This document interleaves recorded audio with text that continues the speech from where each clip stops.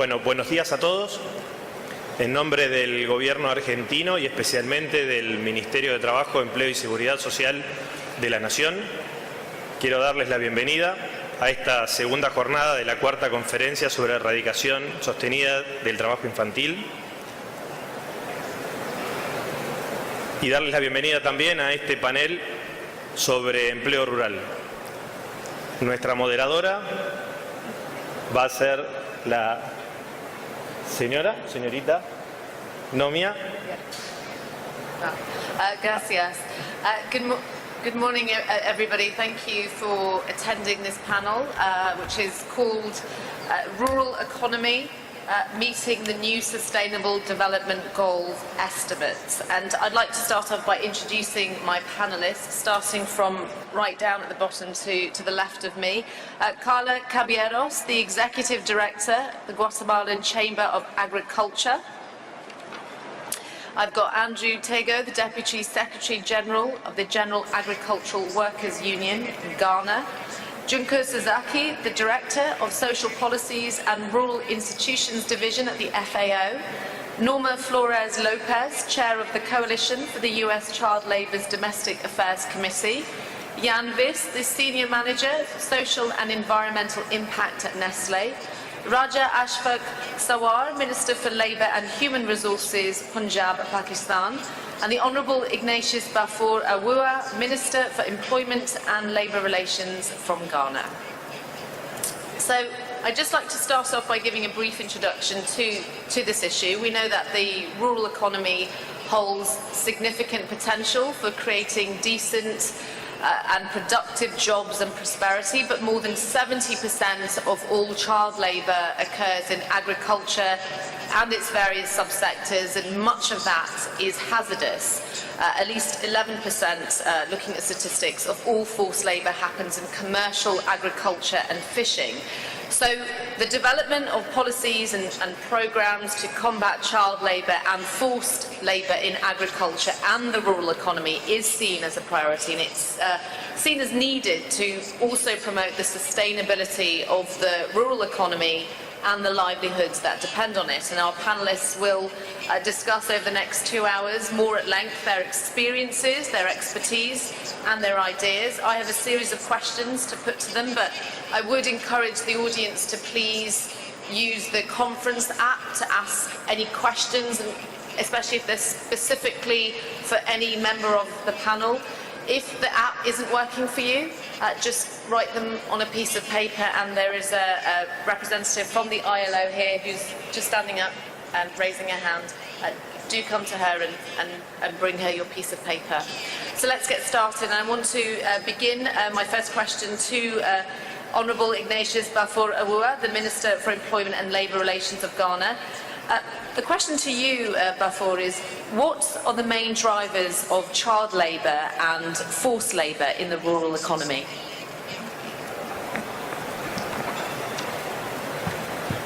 Thank you very much, Madam Moderator. Good afternoon to you all. Before maybe I answer your question, let me take this opportunity to thank the organizers, ILO and the Argentine government, for inviting Ghana to participate in this all-important seminar on the eradication of child labor from the surface of the earth, let me put it that way. Ghana, as perhaps you may be aware, is an African country that is mainly agrarian. Our main business is agriculture. About 50 to 60% of the employable population are engaged in agriculture.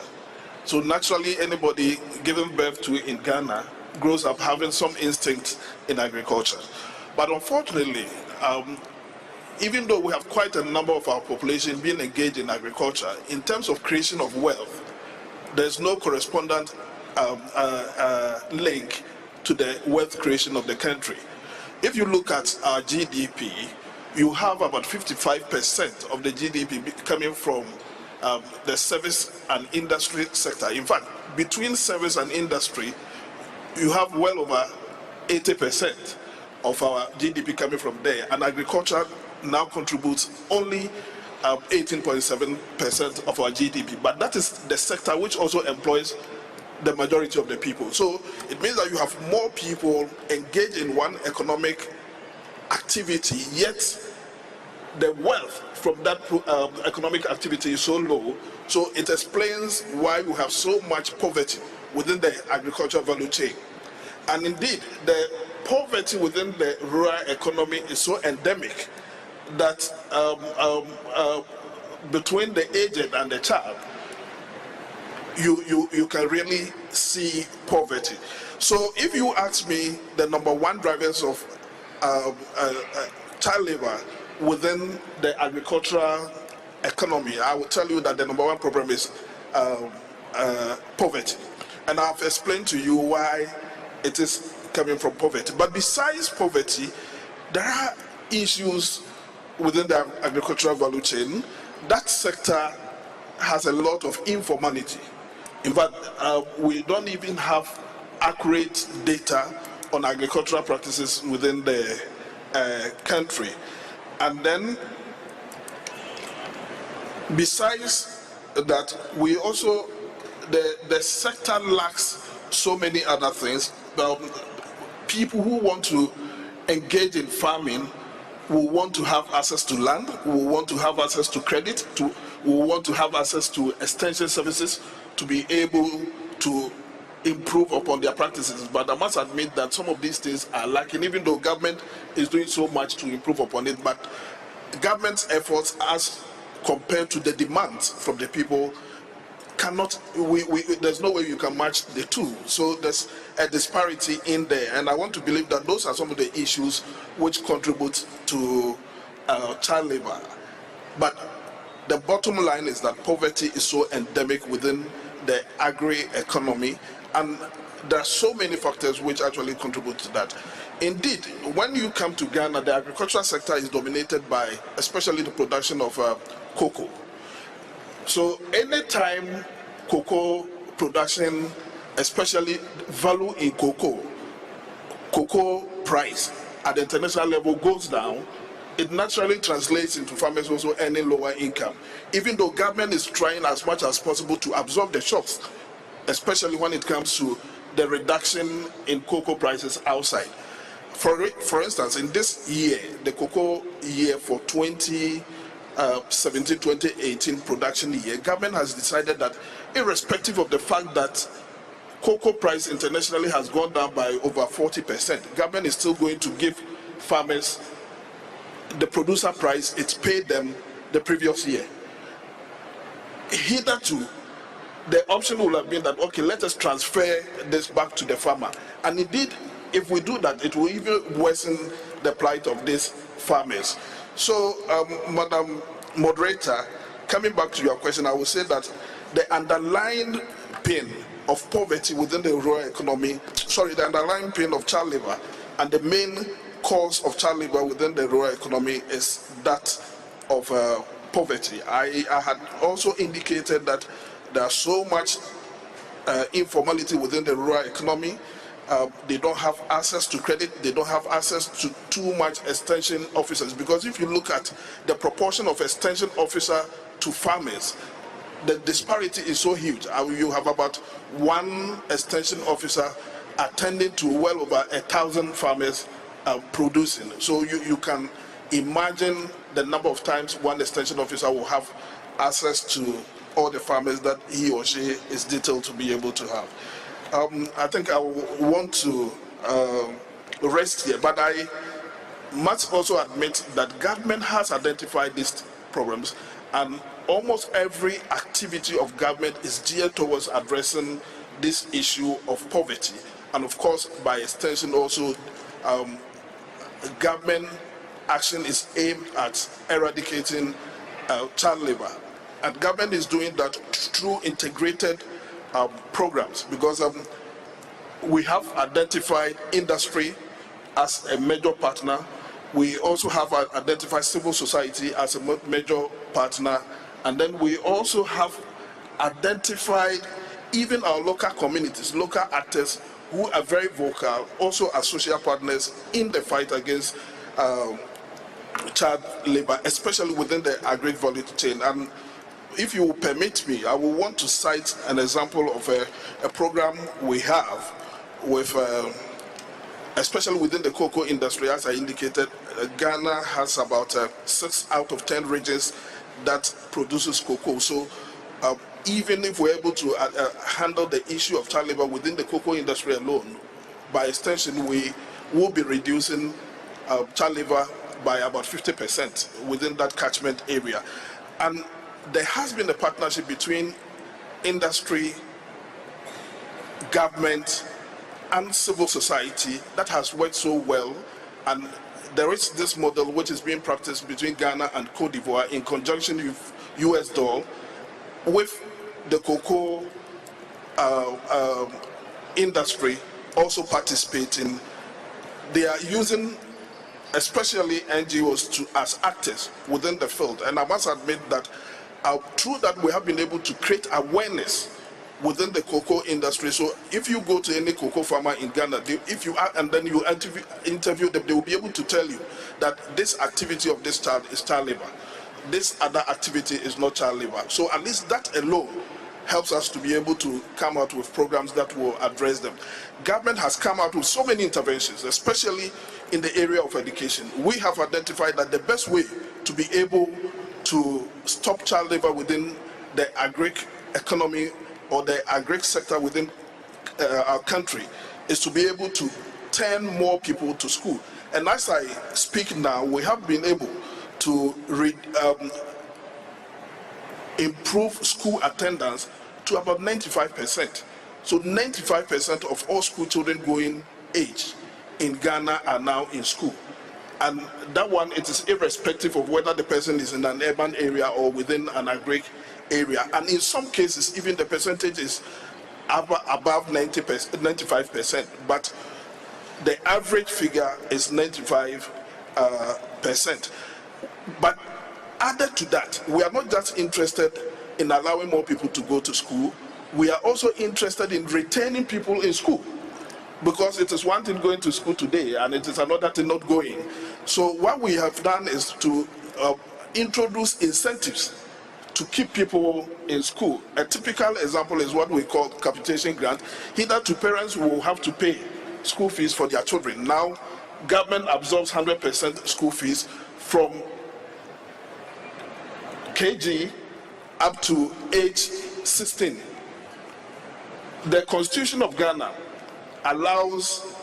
says that every child should have access to free basic education. But what the Constitution failed to do is to define what it means by free basic education. But government has indicated that its understanding of free basic education means that the person should have access to free education up to pre-university level. So in Ghana, from age 1 up to pre-university education is totally free. And because of that, we have more and more people going to school. And then we have specifically also targeted rural areas where people sometimes even find it difficult providing 1 square meal a day for their walks, and have brought what we call a school feeding project, where every child that goes to school is accorded 1 square meal, a balanced diet for the time within which that person will be in school. So now, instead of school children perhaps thinking of completing or closing from school at 2 o'clock and running to their parents in the farms before they can go and eat, now they can eat in school. So when they even close, there's no need for them to follow their parents to farm. So this, in actual fact, has kept so many children out of the farms and then in a way stopping them from child labor. As I indicated, government has extended free education from basic school, from primary school up to the secondary school. But then we also realize that it is not everybody that has the desire to be able to continue education even up to the secondary level. Perhaps after primary education, you will have some of them falling out of the system. What is it that we're going to do for them? We have introduced a series of TVET training programs for people who may not necessarily will want to have secondary education. So we have our vocational training institutions, our skill training institutions offering stopgap work-ready jobs for people who may also fall out. So these are some of the things that we are doing to make sure that at least within the agricultural or rural economy to actually mitigate the effects of child labor. Thank you.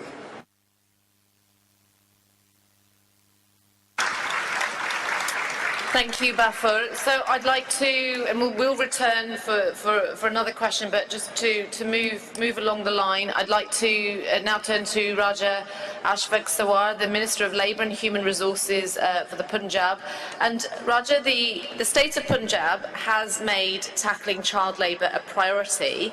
Can you tell us a little bit more about the challenges that you have faced in the rural areas of the state and how you're meeting those challenges?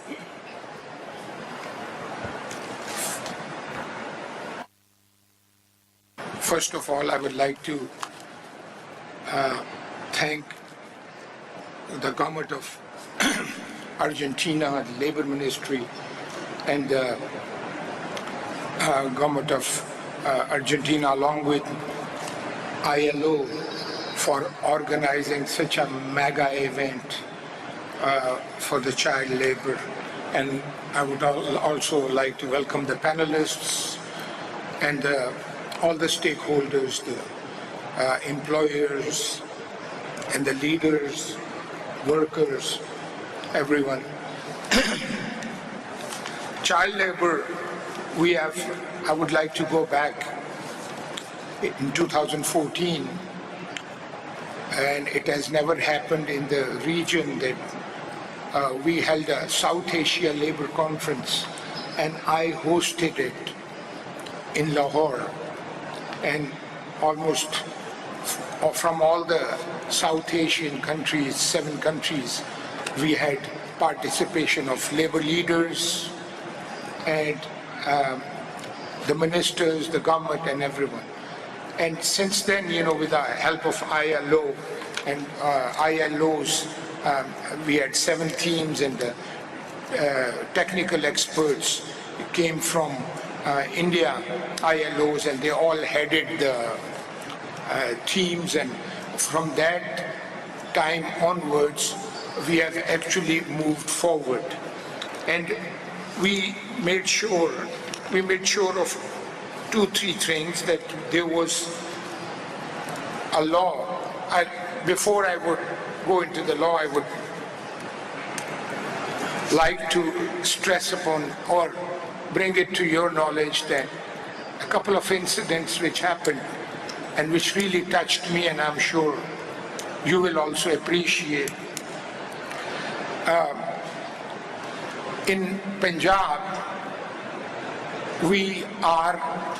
education is Pakistan is our priority, and education for the children, and especially for the children who cannot afford to have good education, is our priority.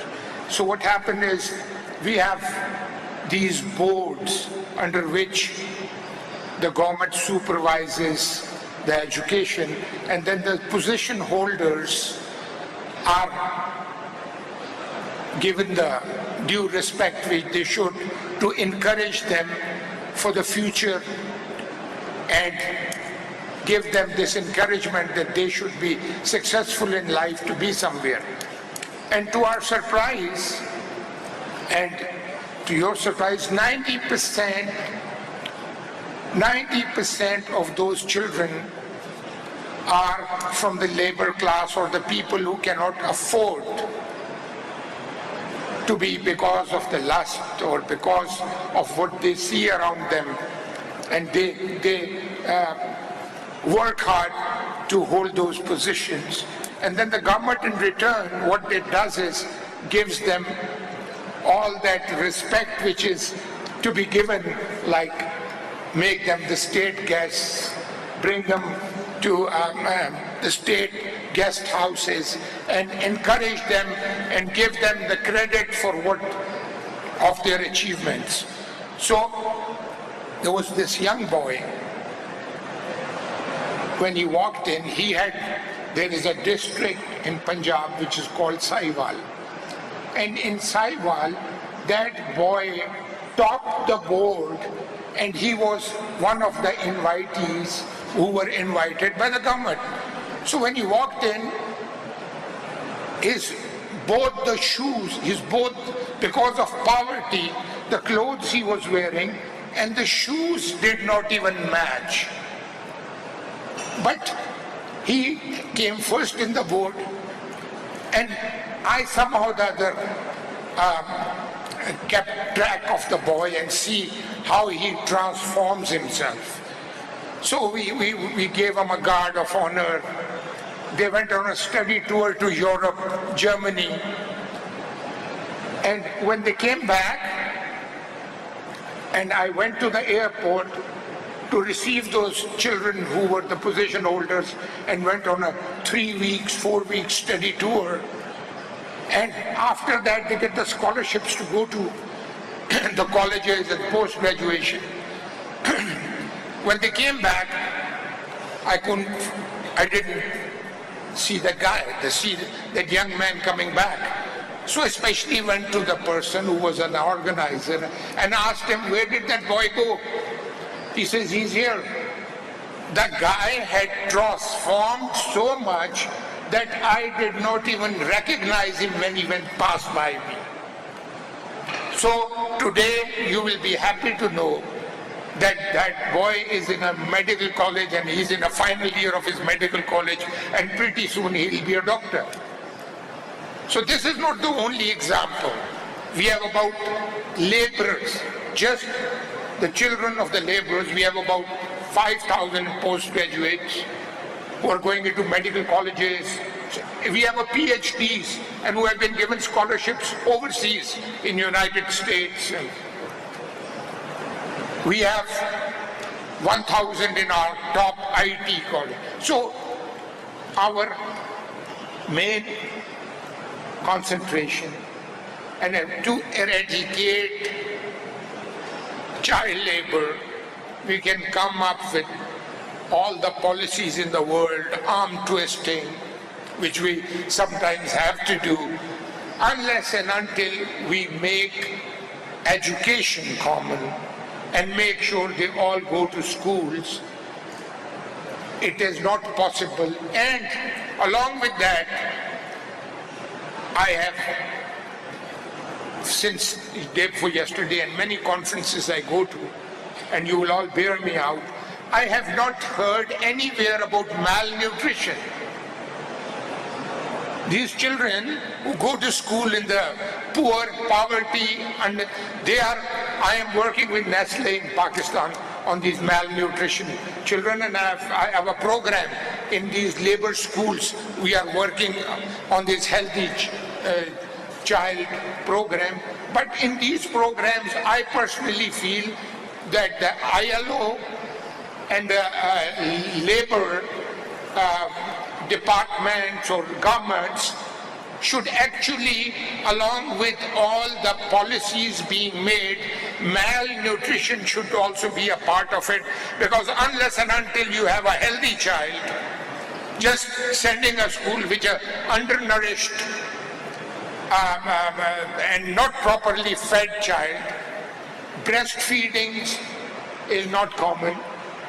And the worst part is in Pakistan, it has become stylish. You know, in rural areas, they breastfeed the children because they can't afford. And in the urban areas where they can afford to have children, they can afford to feed the children, and without breastfeeding them, they do it. So it's somehow or other, it is lacking in the educated class also, not just in the rural areas.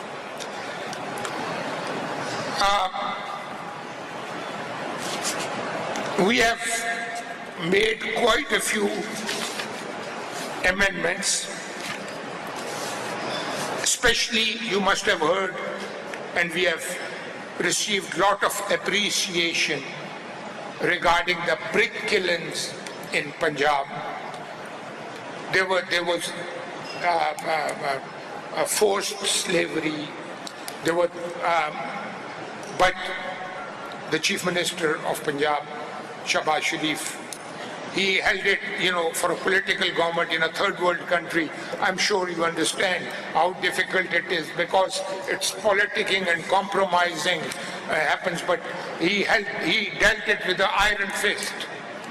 He dealt it with the iron fist, and he has eradicated every child, and it was almost, we have put 83,000 children from the brick kilns, and they are now going to schools, 83,000.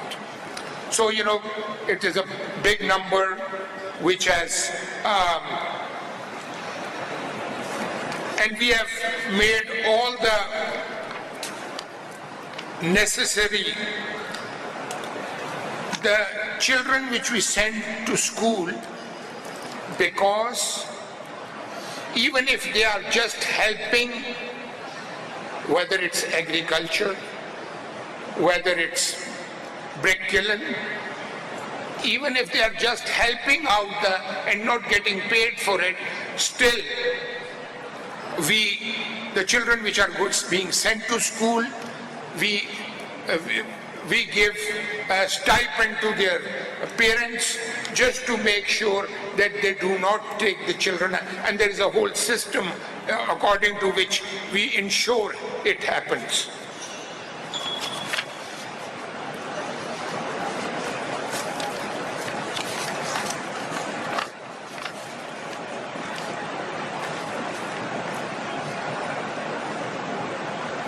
We did not restrict our efforts to the brick kiln only. The drive has been extended to other sectors also. Under annual development program, 3 projects to eliminate child bonded labor with the overall cost of 500 million are in completion stage in 10 districts.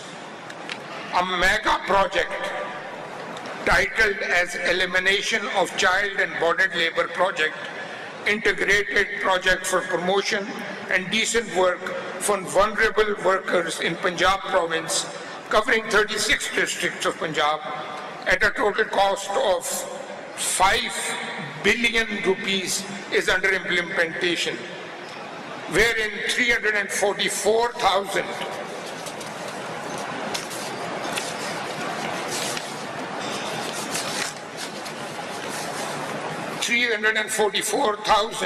children laborers will be rehabilitated through non-formal basic education, skill development and other interventions. 80,000 parents of child labor will be facilitated for acquiring national identity cards. This is something which I would like to bring, because children and the parents living in the rural areas, at the time of birth,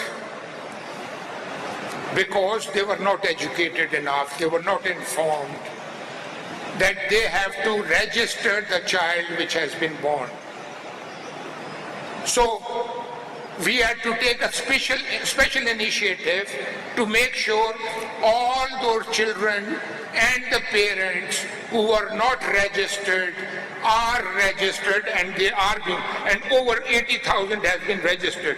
We appreciate the assistance of ILO in developing and launching this project. ILO has been very much involved, and we appreciate that, which is unprecedented in the scope and budgetary allocation of the region. Believing in the significance of statistics and planning, policy making, first ever provincial survey of child labor has been initiated in Punjab with the technical guidance and support of ILO and UNICEF. Ladies and gentlemen, let me assure you that we are committed to contribute to the target 8.7 of the Sustainable Development Goals, and we appreciate support of stakeholders and the ILO to achieve it. In the end, I thank these organizers once again for giving me the opportunity of sharing experiences and for hosting this mega event, the ILO and the government collectively. I thank you all. Thank you very much. Thank you. Let me turn now to Jan Vis, the Senior Manager for Social and Environmental Impact at Nestlé. And Jan, in many rural communities, we see that even when labour shortages are pushing up wages, you have young people particularly who leave, they want to work in urban areas. What do you think can therefore be done to make sure that there is still a future generation of farmers and fishers who can produce food? Thank you, Nomia, and thank you to the organizers for inviting Nestlé. I must say it was quite refreshing to hear from the honorable ministers from Ghana and Pakistan about their efforts on the ground. Yesterday and this morning, the discussions really revolved around regulation and standards and the role of labor inspections. And I think this is really like an important piece for the success, for our success, collective success, to address the issue of child labor and forced labor. But I guess I've been invited to this panel to also shed a light on what could be the contribution of the private sector. How can we actually unleash the potentials of global supply chains, and what is the role that we can play as part of this equation? So let me. I would argue that like in the last decade, there were like basically two main trends that clarified how as businesses we can contribute to this challenge. The first one were the UN guiding principles, because they basically clarify what should be the roles of governments and private sector when it comes to protecting and respecting human rights. And I will say a few words about that. And the second one is the Sustainable Development Goals. I think it's the first time that, as part of Millennium Global Goals, UN Global Goals, the private sector has actually participated in setting them and has been invited to contribute to their implementation. And I think this is a huge opportunity that we should all understand and tap into to achieve these challenges. So first of all, the UN guiding principles, this responsibility to respect human rights is very important, because the UN guiding principles encourage companies to take responsibility for what's going on in their supply chain, and this is quite new actually. It's the first time that like companies have actually to look at what's going on in their supply chain, so they have to not only be aware of the issues and challenges and impacts, but they also need to take action. And what is interesting here is that, based on our experience carrying out human rights due diligence, especially in high-risk countries, we see that, by doing so and doing it well, I would argue, you already contribute a great deal to the SDGs. Because a lot of the remediation that you need to action as a company to remediate issues like child labor or forced labor actually goes in the direction that, we heard before in terms of like access to education, access to vocational training, or even like malnutrition in schools. This is, what we're talking about, when we talk about remediating child labor and forced labor in global supply chains. I would like to take one example here, which is actually the example of child labor in cocoa sector, mainly related to Côte d'Ivoire, because we have more experience there than in Ghana. A month ago, we released this report that I would encourage you to have a look at, together with our partner, the International Cocoa Initiative, basically summarizing our efforts in this area for the last 6 years. Back in 2012, we set up what we call the Child Labor Monitoring and Remediation System in Côte d'Ivoire. And the innovation here is that we basically we leverage our supply chain to build the capacities where they are needed for us to help us actually monitor the situation and also like come up with effective remediation. So this is not something that is like in parallel to like how we operate as a business, but just the opposite. It's something that is actually like integrated into the way that we do business in Côte d'Ivoire. So we build capacities at different levels. So just to give you a couple of examples, we rely heavily on local communities, where we have community liaison people that interact with the farmers to ask them about their social, economic conditions for us to help us, where the risks are when they relate to child labor. At the farmer cooperative level, we also have actually people, child labor agents, that are responsible to collect all the data that is gathered by these community Asian people. And then at the trader level, which are basically the ones that, we actually buy cocoa from, we also build capacities of their agronomists, which are actually our eyes and ears on the ground to actually spot, identify issues or risks related to child labor. At our own level at Nestle, we also build capacities where this is necessary to coordinate our efforts around this system. The results are great in terms of monitoring. We now cover a bit more than 70 farmers cooperatives in Ivory Coast. That represents around 50,000 farmers. 41 children are being monitored in this system, and it has helped us identify 7,000 child laborers. So we are in a position now to say that as Nestle, in our cocoa supply chain in Côte d'Ivoire, we have 7,000 child laborers that work in this area. And this is great because before we didn't know. And I would argue that not a lot of companies out there actually know what's going on in their own supply chain. And this is the first step. That's the first step of the human rights due diligence, where you need to identify where the issues are.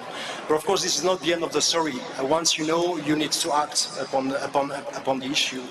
So in terms of remediation activities, we have been able so far to help 5,000 children, either through distribution of birth certificates, school kits, but also through the building of schools. So building schools is no longer part of our CSR or philanthropy approach, but this is really part of our remediation approach.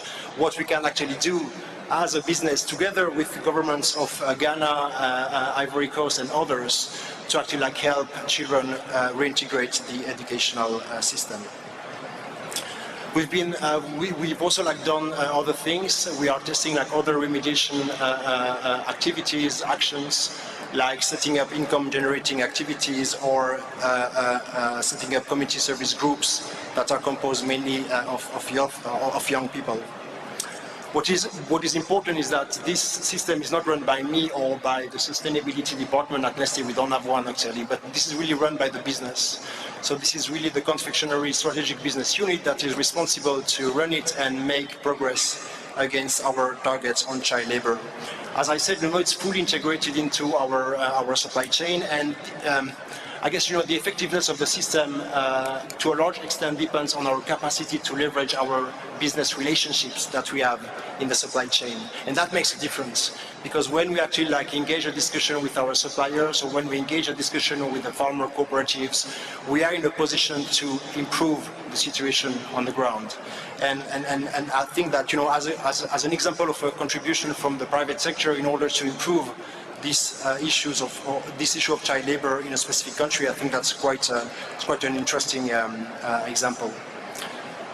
Now, this is what it relates to compliance with international standards, especially UN guiding principles on business and human rights. But I think there is more that we can do as a business. We can actually be on this compliance approach and really explore ways of positively contributing to the rural development of local communities. I would just mention a few, but one, of course, is directly related to what I was saying. Look at the issue from a supply chain perspective helps, because that basically helps you understand what are the different leverages that you can action to make progress. When it comes to Nestle, we are of course a big company, but we are talking about 160,000 direct suppliers that we buy either products or services from on a daily basis, and 5 million farmers that we also buy raw materials from on a daily basis, from cocoa to coffee to fresh milk, for example, in Pakistan. I think what the private sector has to contribute as well is in terms of sustainability. In many countries where we operate, and this is the case for Pakistan, this is also the case for Ivory Coast. We've been there for 100 years. So, when we enter a country, we are there to stay, and we really want to contribute to the development of this country, including in rural settings where we actually source our raw materials. this is important to us. This is part of our business model. But what is even more interesting, I think, is the engagement with consumers, which is actually nowhere in these discussions as part of this conference. And this is key because, you know, what we see is that more and more consumers actually want to buy products or services that are actually clean, or actually they know where they come from, and, you know, are either certified or regulated by any type of standard. This is for us a clear trend. You know, it's slow, but I mean it's growing, especially in Europe and the US, but also like in other parts of the world. Like, you know, consumers really want to have clean products. And these efforts on child labor and forced labor are part of that. And I think there is a role to play for the private sector to educate consumers on what kind of like challenges, you know, we face and what is it that we can do together to tackle them. And finally, this is about innovation and technology. We are, as part of the child labor monitoring and remediation system that I was talking about, we are using smartphones. We have our colleagues from Nespresso, coffee business, that are using, you know, like iPads to gather, you know, the data from the farmers. I think, you know, this is key for us to really like apprehend this issue from a comprehensive manner. I will stop there. Basically, you know, I think my main message is, you know, as private sector, you know, we have a great role to play to actually like improve the situation. But of course, governments needs to come in, you know, when it comes to like scaling up our efforts. I mean, you have the leverages that, you know, we don't have, that can actually make a difference at not only at the regional level but also at the national level. So cooperation, collaboration actually between the private sector and the government is key in this area. Thank you to Jan. I'd like to turn to Norma now, Norma Flores Lopez, who is from the US Child Labour Coalition. And Norma, I think there is a belief that child labour is something that happens in certain countries and not in the USA, but that's not true, and you yourself were a farm worker right from a young age. So can you tell us a little bit more about your childhood and the hazards you faced? Hi, everyone. I think that has to be one of the more surprising facts when I speak to people out in the hallways or as we're waiting for the bus and we're discussing about the U.S. in particular. Many folks are surprised to hear that child labor is still a very big issue within the United States. The United States gives millions of dollars to eradicate child labor around the world, but none of this money goes towards eradicating the problem that sits in our own backyard. And so I am an example of one of those children that was out there working in the fields at a very young age. I come from a family of migrant farm workers. My grandparents were from Mexico, and they would travel up through the United States to be able to search for work and follow the harvest and work in the fields of the U.S. Every single year they would travel up, pack up their belongings, take their family, and work in the harvest, and then return back to Mexico. And it was during one of those trips that my parents were born. Both of my parents are U.S. born, but were raised in Mexico with their families and would have to make this trek. Once the border enforcement became a little bit tighter for political reasons, my grandparents weren't able to go into the U.S., but they were able to send my parents to go work because they were U.S. born and they had the documentation to do so. And so both of my parents are pulled out of school. My mother was pulled out of school in the 2nd grade and my father in the 6th grade. And both of them loved to go to school. They loved to be able to learn. But once they learned how to write their name and how to do basic math, they then had the responsibility to go into the U.S. and work for their families. And it's not because my grandparents didn't believe in the future of their children.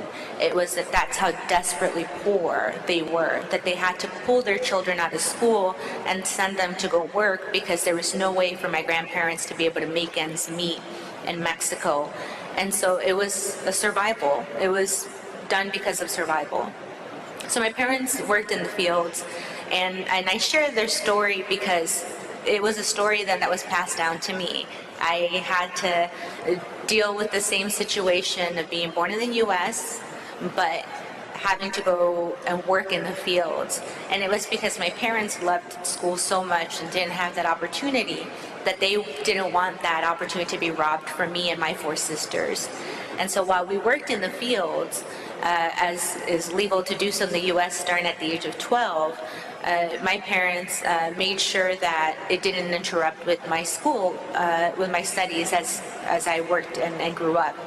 But my earliest memories of working in the fields had to have been around the age of 9, when my parents didn't have anybody to watch me or my sisters back at home.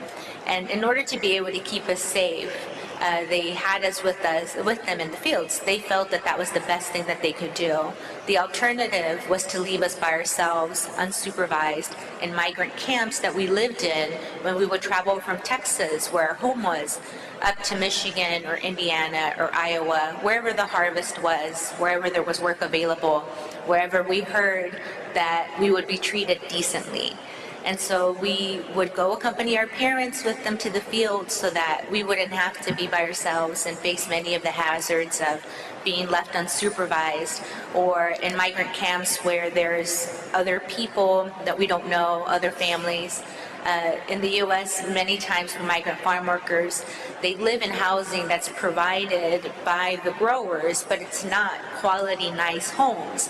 The standards for the homes are really bad. As long as there's running water, as long as there's a roof, and other few requirements, it qualifies for housing. And sometimes what you'll see happen is that many families are put in the same home. So you're living with complete strangers and having to share not only kitchens or bathrooms and showers, but also having to share even bedrooms and other sleeping areas. And so my parents took us to go work with them in the fields, and what started off as play, who could fill up this bucket of apples the fastest, slowly started turning into more and more responsibilities out in the fields to help my parents be able to make ends meet.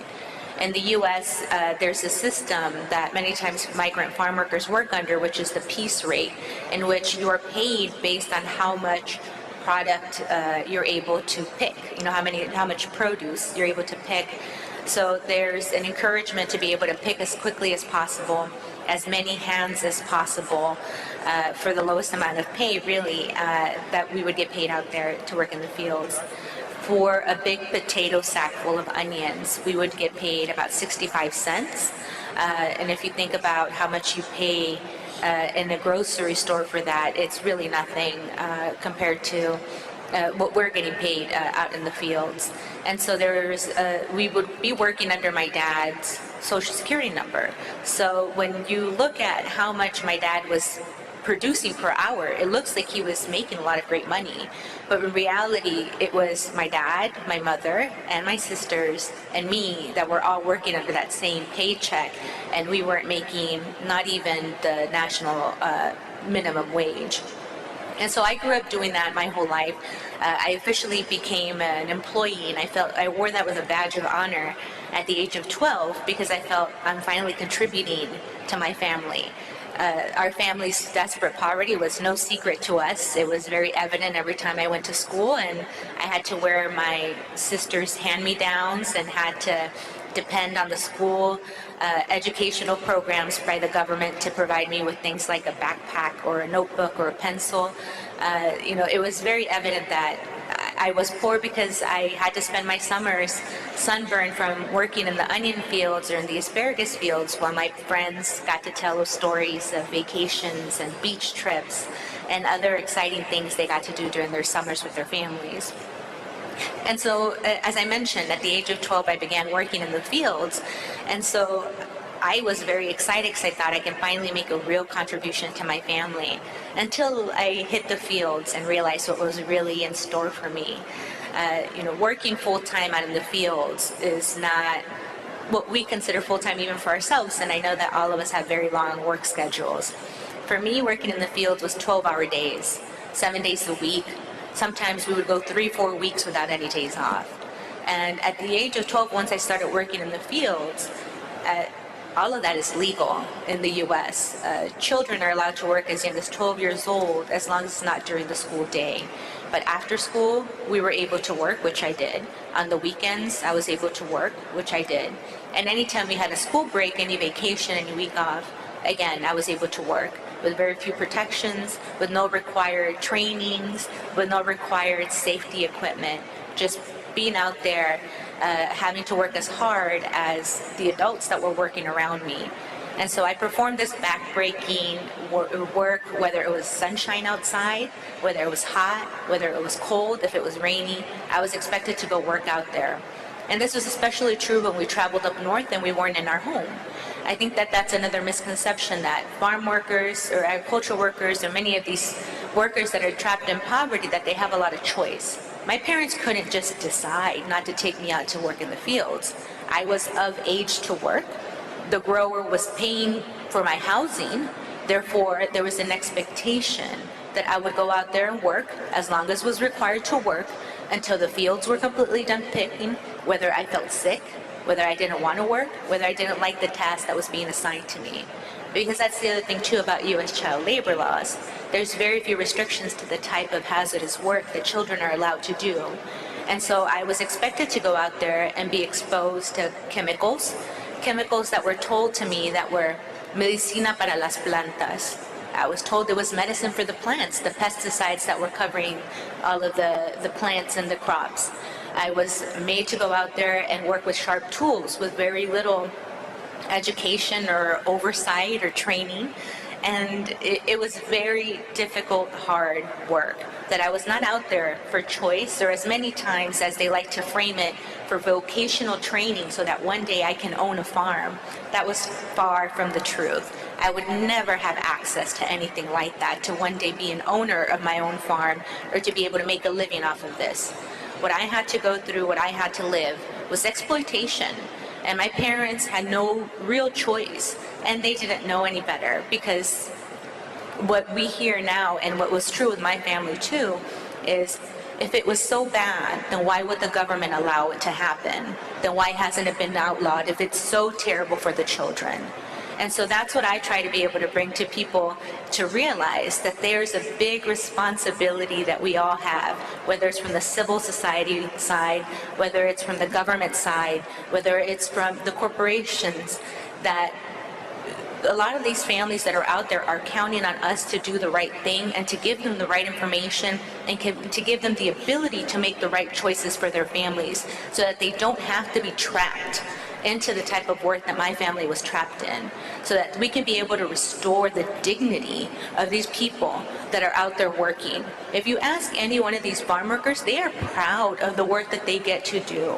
They are proud of the fact that they get to feed the world, that they are able to see the fruits of their labor.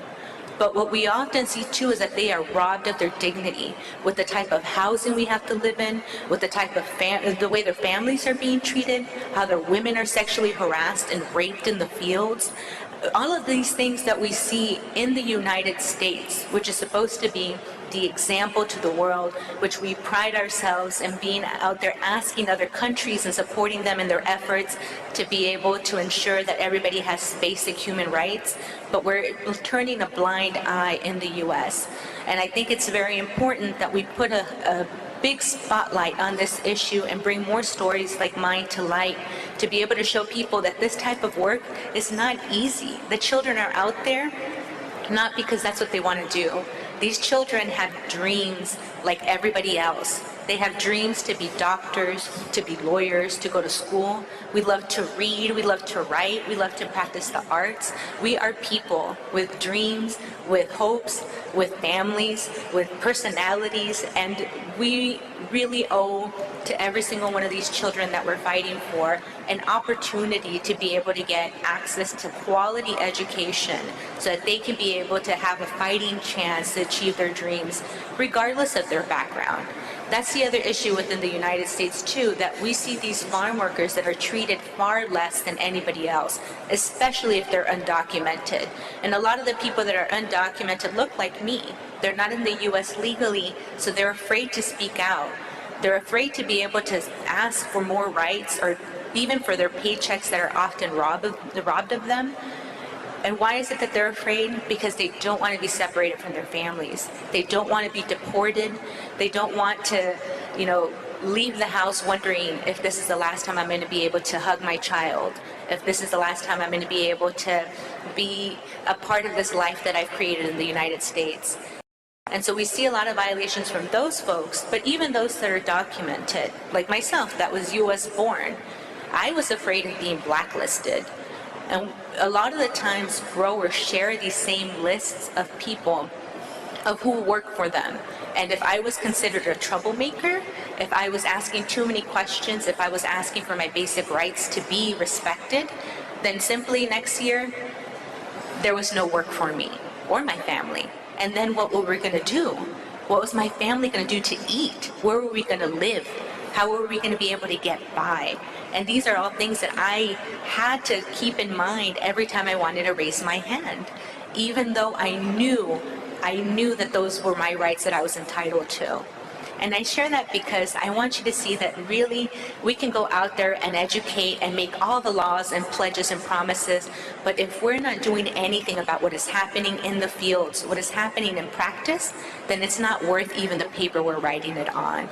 We really need to be able to take a look at this from every angle and empower the people on the ground, empower these children, their families, and make sure that we're doing everything to give these kids an opportunity to escape the cycle of poverty that so many of them are trapped in.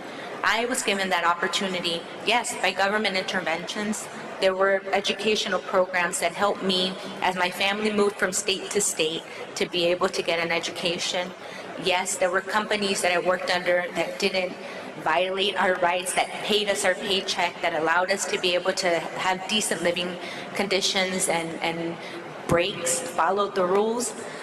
So all of those things helped, along with having my family, stability in my home, food to be able to eat. So it was all of those things that helped my family be able to finally end the circle of poverty that we were trapped in. I was finally able to be given an opportunity to go to the university, to get my master's degree. About 3 years ago, my parents were finally able to retire from working in the fields where they had been since they were very young children. And we're very happy now that my family is able to have one tradition we won't pass down to our kids, which is not having them have to go work in the fields. Thank you.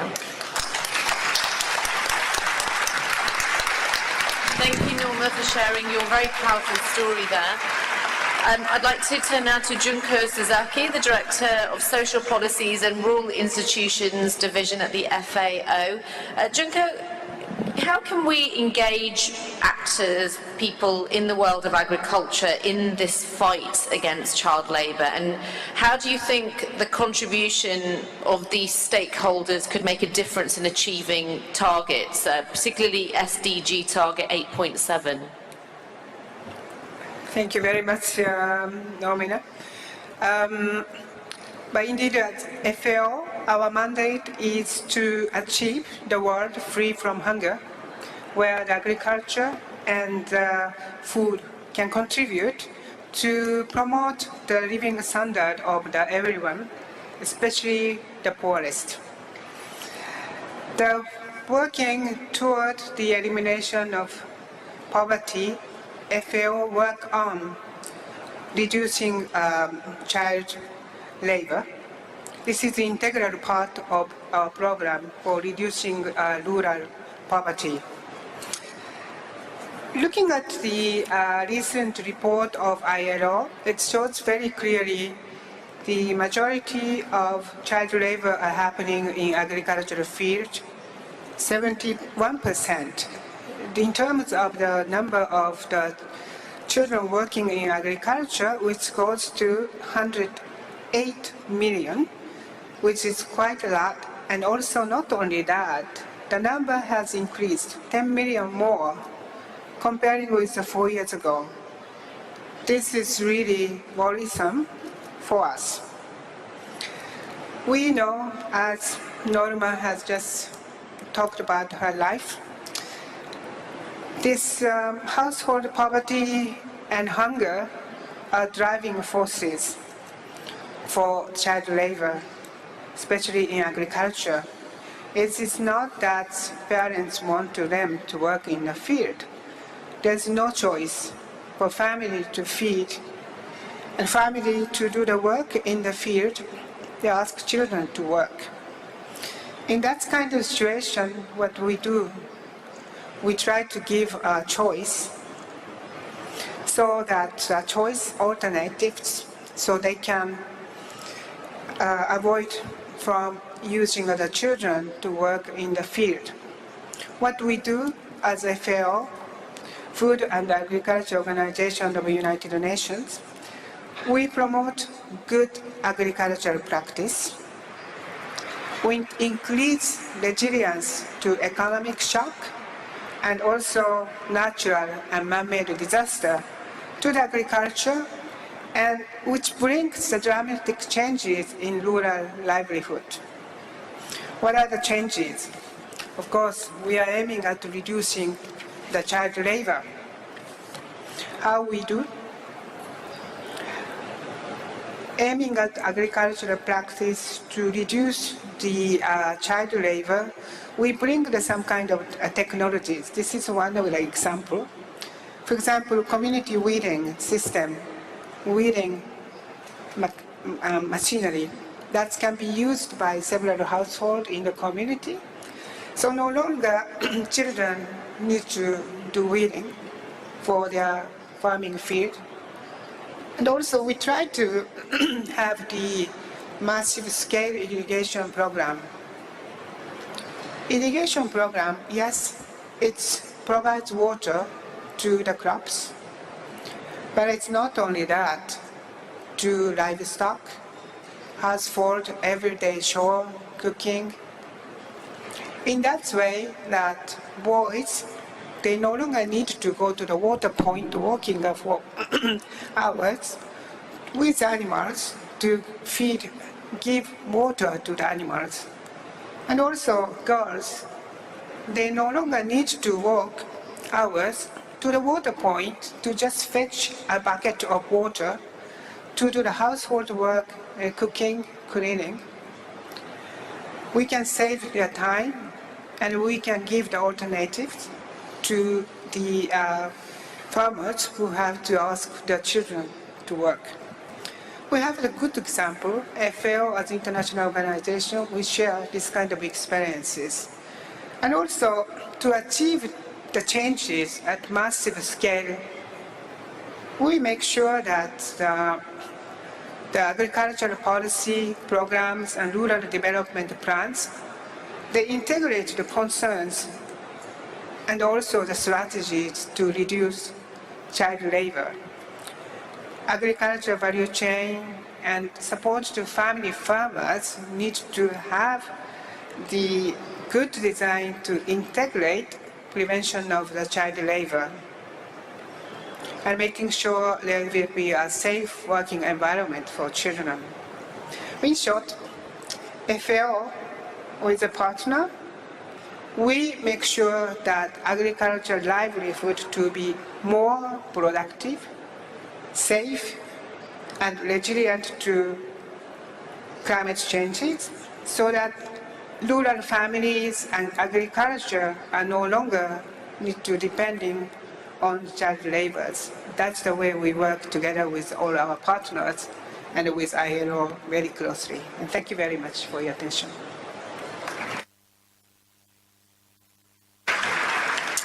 Thank you, Junko. I'd like to now turn to Andrew Tego, the Deputy Secretary General of the General Agricultural Workers Union of the TUC in Ghana. And Andy, we know that the union has done some pioneering work in Ghana.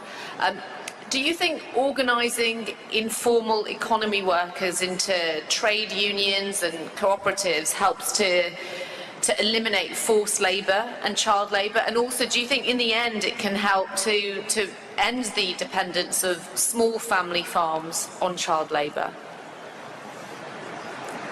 Thanks, Norma. Surely that is the way to go, in simple. That is the way to go. That is the future of our rural economies. That is the way to bring development to the people.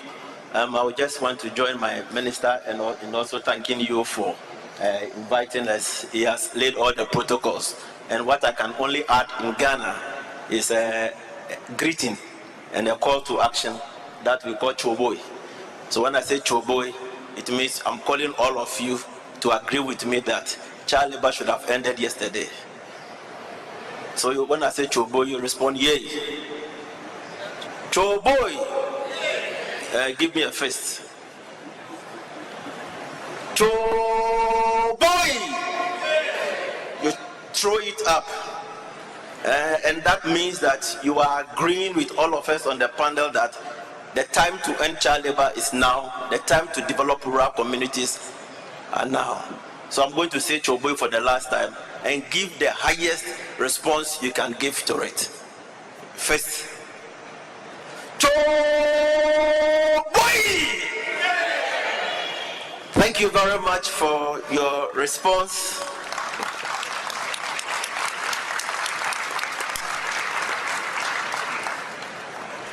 This morning when we were coming here, I was discussing with my Honorable Minister what we can do, and he was saying that we need to formalize the informal economy, empower the rural people to be able to do the things themselves. We have to empower cocoa farmers to be able to do things themselves. And when your minister speaks like this, you have hope as a trade unionist. When those of us in agriculture, coming from the agricultural union and sitting right to FAO, agriculture is the first profession that God gave to man.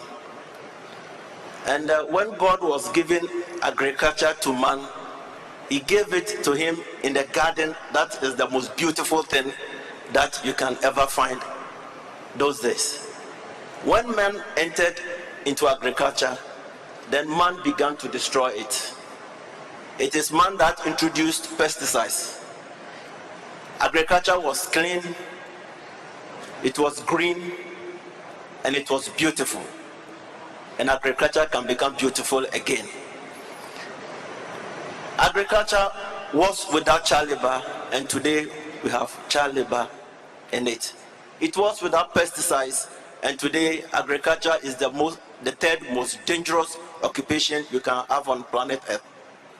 We have to take action, we have to do something, and we want to stop this type of thing. So agriculture becomes a good job again, it becomes a decent work again, and agriculture without child labor is possible. And that is the fight that we have to work on.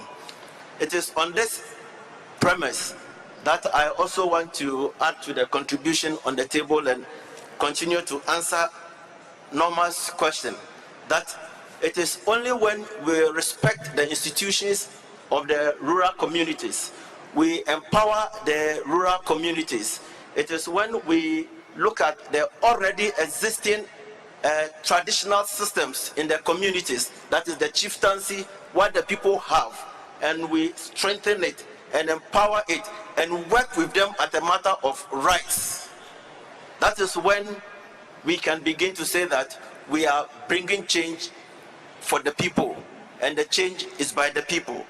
We in GAWU and our partners have worked as a trade union at the formal sector, that is working with collective agreements, working with employers, working with the formal institutions to bring policies in place that ensures that there is no child labor and work is decent.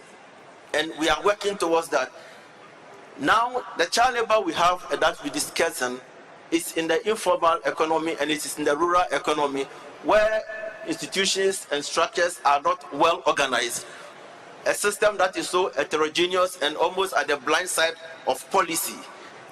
Survival of the fittest. If you are strong, you will survive. And that is where we have the problem, and that is where we have to develop systems, strategies, and sustainable ways of dealing with the issues there. In GAWU and in Ghana, having worked with our partners, our the IUF, the FAO, and other partners that we have worked with, even in civil society, the Global March and the rest, we have begun to develop systems for addressing child labor problems in the rural communities and empowering working people and promoting decent work.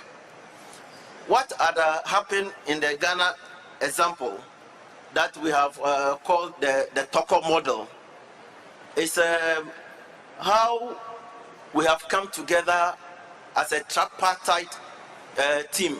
You know, beyond the ILO conventions, that is the ratified conventions, are human faces. And whenever the conventions comes into force or we ratify them, we don't only think about our formal institutions, but we must also think that these ratified conventions must be implementable or implemented even in the rural economies too. Because agriculture, it doesn't matter where you find a worker. A worker, whether he's in the formal sector or is in the informal sector, is a worker. And he deserves some amount of service. He deserves decent work, and his children also deserve to be in school. So Norma, my answer is yes. It's yes because we have also been able to pilot programs and pilot models that we think, if well replicated and picked up, can address rural problems and rural solutions. Together with the Stop Child Labour campaign and other partners, we have started or built a model where we have organized as a union. As a union, our main, one of our main tasks is organizing. And whenever you mention social dialogue, you mention tripartite in our systems, people tend to believe that the tripartite system is for negotiating minimum wage alone.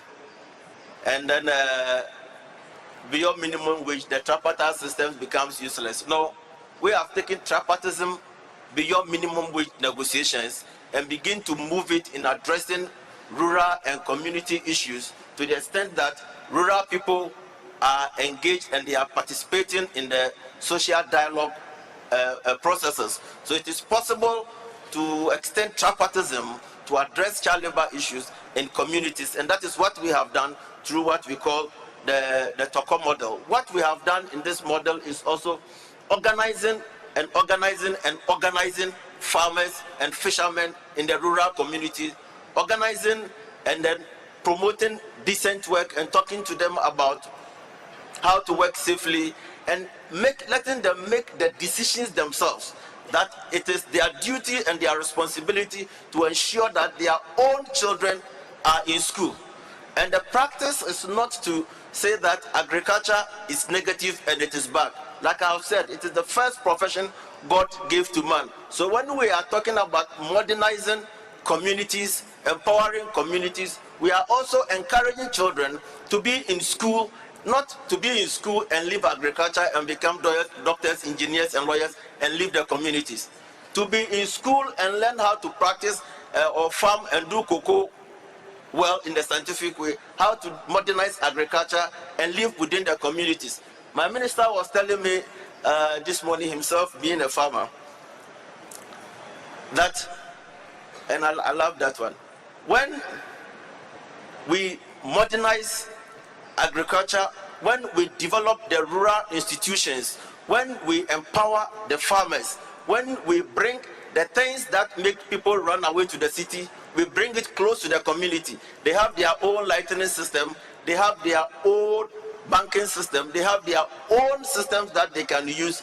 It is then that they will stop moving to the cities to look for jobs that do not exist, because the jobs are there and they are in the rural communities. And for us in agriculture, agriculture can be developed well in the rural communities to provide the needed job for the people. We have also said that in developing the rural communities, Norma, it is also very good to add a certain level of self-inspection. That is the law that is not making us use child labor in the formal sector, that is through labor inspection.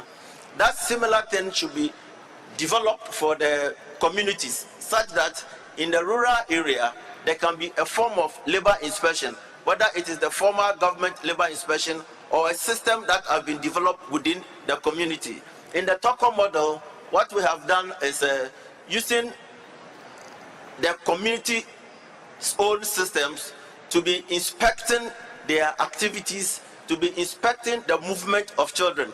So for example, if during school going time, a child is found walking or loitering in the community whilst his friends are in school, it is a matter of concern for the local cooperative. It's a matter of concern for the local chief. It's a matter of concern for the churches, and it's a matter of concern for the community. So what happens in this model is that the father, the guardian, or whoever is using that child is brought to the attention of the chief, who will later on call this group and call in their own traditional system to begin to meet, to look at what the problem really is, why the child is out of school during school going age. And once that single one is addressed, it becomes a deterrent to the rest of the people to know that in a child labor-free zone, where the chief have pronounced that in my community we will not tolerate any form of children absenteeism or children out of school, then the community structures and systems begin to address and keep their own children in school. And whilst doing this, we also introduce what we call the issue of decent work. That when you are working in agriculture, although it is the third most dangerous occupation, like Guy Ryder said yesterday, we have to do things and we have to do it well and we have to do them fast. We need to change the rural system, modernize it such that we take away, agriculture becomes safe again.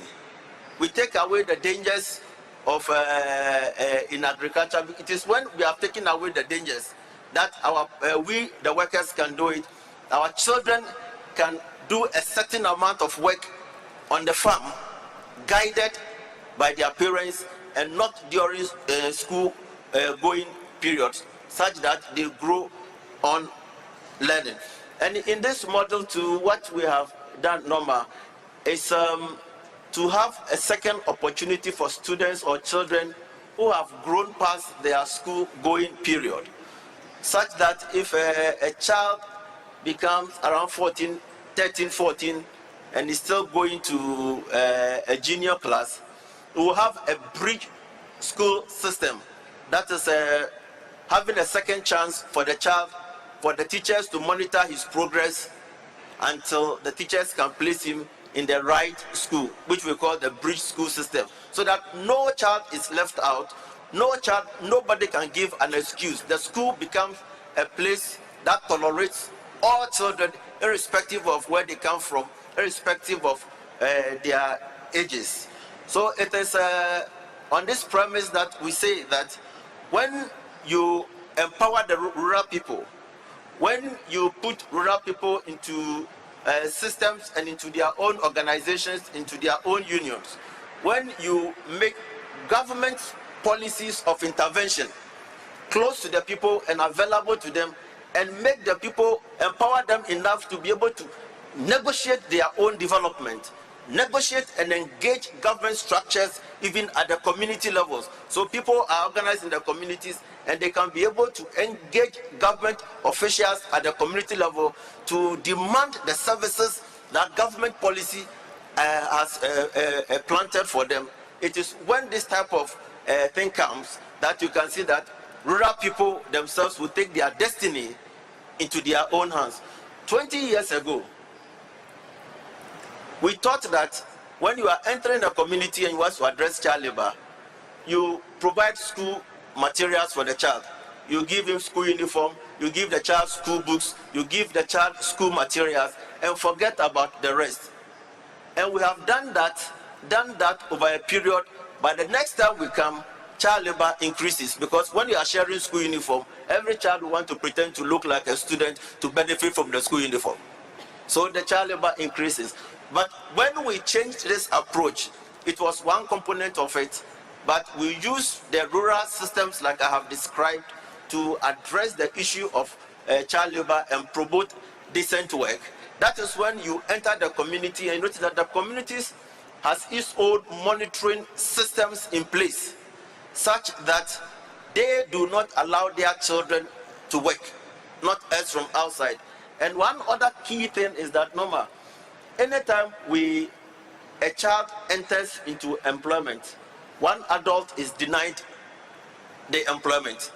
So we realize that if we want to create more jobs, you keep children out of jobs to make room for adults to do the job, because job is for adults. And when these community systems are in place and there is enough surveillance in the community, then they will be able to know who is moving from where. In the Toko area where we have experimented this model, it constitutes, the Water Lake is the biggest man-made lake probably in the whole of the world. And we are working in some other parts of it, and we have created the model so that anywhere you move from and you enter the town does not tolerate child labor. The town has systems in place that will bring you out if you are a child laborer. And then the town has systems and referral systems to deal with it.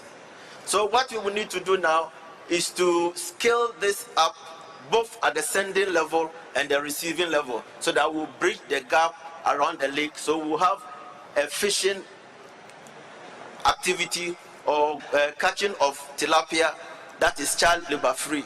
And this has also been replicated. Last week we were in Ivory Coast. And in Ivory Coast, what we saw through our program, in ICR program, was that now that the communities have begun mobilizing themselves, they are doing their own initiatives through their communal activities to bring their own schools to engage government and pull government to come and visit them and service them. So Norma, what I will conclude with is that it is possible for rural areas to develop. It is possible to keep our people in rural communities. It is possible to empower rural workers. It is possible to promote decent work in agriculture. It is possible to do agriculture and reduce the dangers in agriculture. And this is feasible when we organize rural communities, when we recognize that workers within the informal economy are also workers. They deserve a right pension like we are doing. They deserve the right social protection like we are getting. They deserve the right national health insurance like others are getting. The children deserve birth certificates like children. And the school in the community is made an enjoyable place. And children do not have to walk kilometers before they get access to education. But education is right at their doorstep.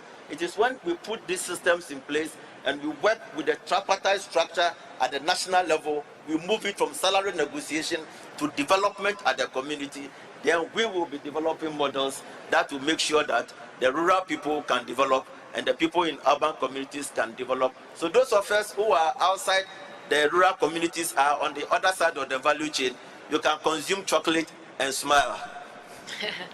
You can eat products and smile. And you can do things knowing that you are doing it fairly and without the sweat of any child's blood. Thank you very much for your attention. Thank you, Andy. I'm going to turn to Carla in just a second, but just to let you know, it's time is going quite quickly. I understand our panelists have a lot to say, so I'm going to ask my final question to Carla, and then I will start taking questions from the audience so that we can get all your thoughts in as well. So I turn to Carla Caballeros, the Executive Director for the Guatemalan Chamber of Agriculture. And Carla, we know that the vast majority of child labour in agriculture does remain in family farms, and these families depend on their children's labour for the family income. So what do you think can be done to help these families to improve their income so that they can meet their labour needs without having to resort to child labour in the first place? Voy a cambiar a español para que no nos turmamos y que el tiempo no corra tanto. Tal vez una de las cosas principales, y lo decía quien me antecedió, es que todos lo que queremos es que la gente en el área rural tenga desarrollo y que las comunidades tengan desarrollo. Y en ese sentido, lo que debemos tener en cuenta es que las comunidades rurales y que cada país, cada región tiene realidades distintas y una política no puede ser la misma para un país que pueda ser aplicada para otro.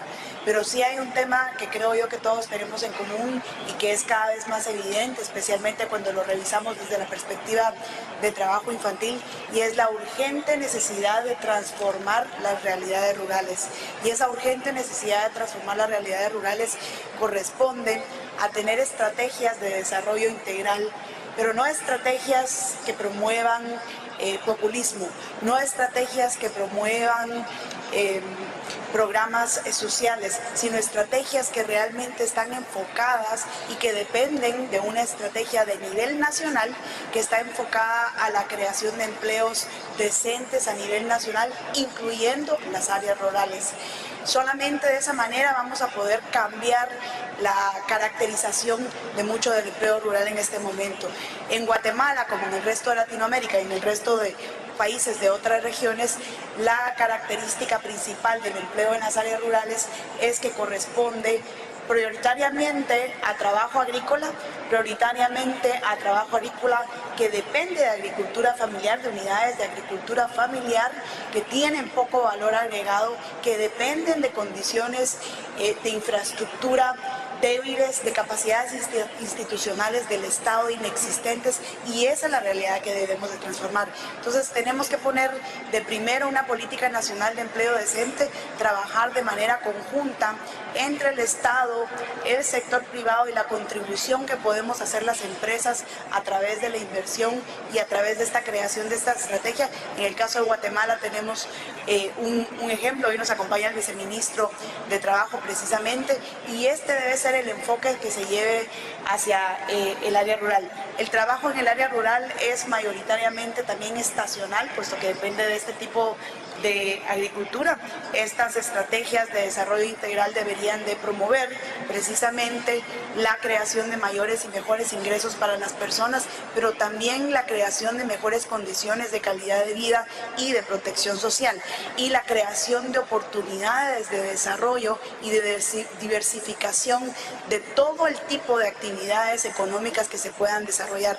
El sueño para un niño que nace y que crece en el área rural debiese ser el poder vivir como joven y como adulto en un país democrático en el que de manera libre pueda elegir a qué se quiera dedicar, en qué actividad quiere estar involucrado, cómo quiere generar sus ingresos, y eso se lo va a permitir el enfoque prioritario en el que creo que todos vamos coincidiendo, no solamente en este panel sino en los paneles anteriores, y es ese enfoque de mejorar las capacidades, elevar las capacidades y las habilidades de las personas a través de la educación, y particularmente a través de garantizar la capacidad de la educación de los niños. Entonces tenemos que mejorar estos esfuerzos para llevar estas estrategias de desarrollo integral de país que promuevan inversión, que promuevan el empleo decente y que mejoren las capacidades de infraestructura del país.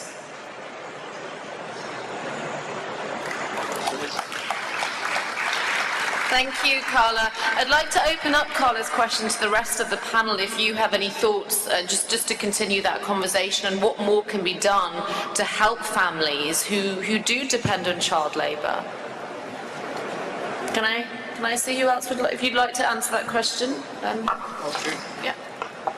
And can I just please emphasise to keep the answers short, only because we've got limited time and we have more questions to ask.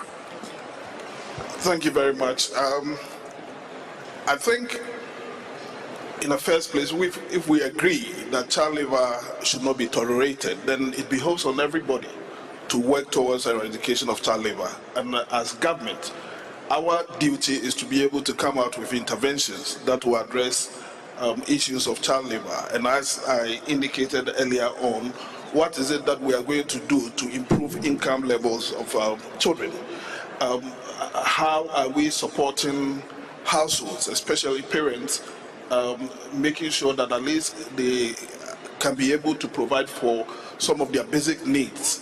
In Ghana, what we are doing is to provide social intervention programs to mitigate the hardship which parents are subjected to.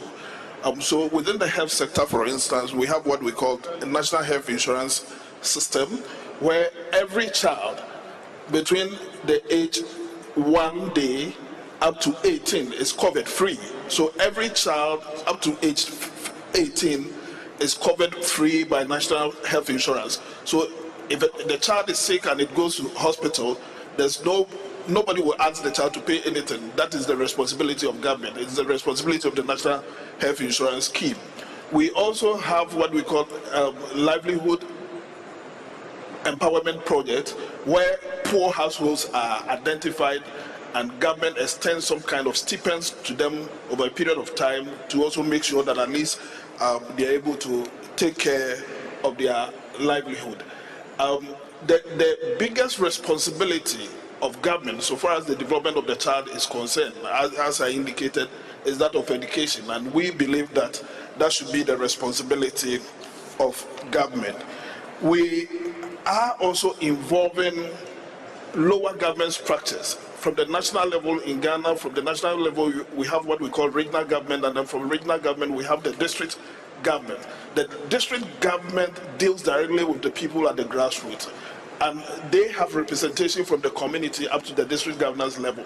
We believe that if child labor activities should be very successful, then we should be able to involve these actors at the local level so that they will be able to reach out, especially in bringing issues out of child labor to the fore, especially within their electoral areas, and also being an agent where, if indeed issues of child labor are spotted, they report to them and then the necessary actions are also taken. Government is working towards improving income levels of Ghanaians, especially those within the rural areas. Because of that, we have introduced what we call planting for food and jobs, an opportunity to give more farmers high-yielding inputs. We also are extending extension services to them, and then we are giving them fertilizer to improve their products, and we believe these things will help improve their income levels. Beyond even production, we're also looking at processing agric products into semi-finished goods so that at least we'll be able to reduce post-harvest losses. In that case, also giving people work to do and at the same time improving income levels of our people. So these, in a nutshell, are some of the interventions we are doing to make sure that at least income levels are improved at the local level. Thank you. Is there anyone else in the panel that can add to this? If I can come to you, Norma, because some families, their economic survival relies on child labour or forced child labour. So how can we challenge that? Do you want to answer that, Norma? Did you want to come to that? And then I'll come to you, Roger. I'll just be very brief with my comments, but I think that there is a lot of people that are profiting from child labor, but not a lot of people taking responsibility for the child labor that is happening. And so I think that this is something that both the government and a lot of these companies can do a lot more to be able to address this issue. A big part of it starts with not turning a blind eye anymore to what the issue is. We have a responsibility to know how many children are out there, what type of work that they're working in, what type of hazards that they're facing, and governments, including the United States, doesn't take any of that into account, doesn't count for any of that, and neither does the private sector. A lot of the times we're hearing companies that are saying, well, we don't know that there's child labor. Well, there's a way to find out, and it takes a real effort to be able to address that and to provide opportunities. But I think the biggest thing that we can do is that instead of trying to be able to make, again, all these pledges and promises, is to really address the root causes of child labor. If the families are able to make a fair living wage, if they are paid a decent living wage, paid the wages that they're owed, then we can be able to really start addressing the issue of child labor. All these other sort of programs that we want to be able to deal with are not going to help really eradicate child labor unless we are serious about putting people over profits, and for the government to be able to step in, not to throw that responsibility solely on the private sector and saying, you guys can handle this, you guys just need to do the right thing. But these press releases and promises made by the private sector need to be followed up with real regulations and laws and enforcement, and to actually go out there and do something about this. And then, of course, as we've been mentioning, is these educational opportunities for these children and this development in the rural areas and equal rights for all these children, regardless of their background, regardless of the color of their skin, regardless of who their parents are, the language that they speak. I think if we are serious about ending child labor, we can't keep ignoring these issues just because it doesn't sound as pretty on a press release. And I will come to Raja in a moment, and because Norma, I've got a question for you from a member of the audience that would like to know what, you know, I suppose what they're asking is, how do you differentiate between child labour and child work, considering that you were working from a very young age and that it seems okay in the US? So how do you differentiate? Well, it's not okay in the U.S. It's not okay at all. I think it goes back to a big distinction. While I was in the United States working, there's two different sets of way of people that are treated. People that are white are treated very differently than people that are brown like me. And that has been in the history of the United States for a very long time. So the children that do not look like me are treated very differently. They have opportunities to one day own a farm. They are given breaks. They are treated nicely. And I've seen this myself. I experienced this. I, on the other hand, was yelled at, was cursed at, was treated badly, was never given opportunities to work towards learning how to be able to earn a vocation. And so there's a very clear distinction. I was there as an employee to make the company a profit, not as a child to be invested in, to be nurtured.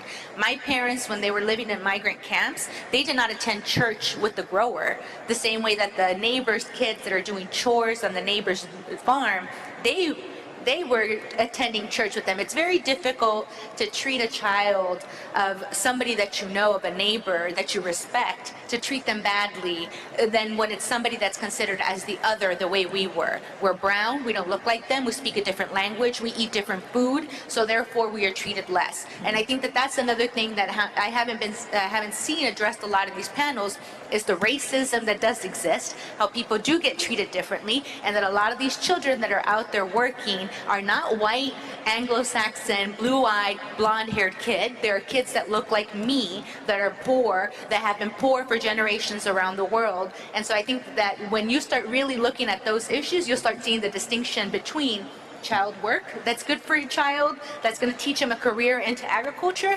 and when it's exploitation of children for profit, and these families are kept in poverty. Thank you, Norma.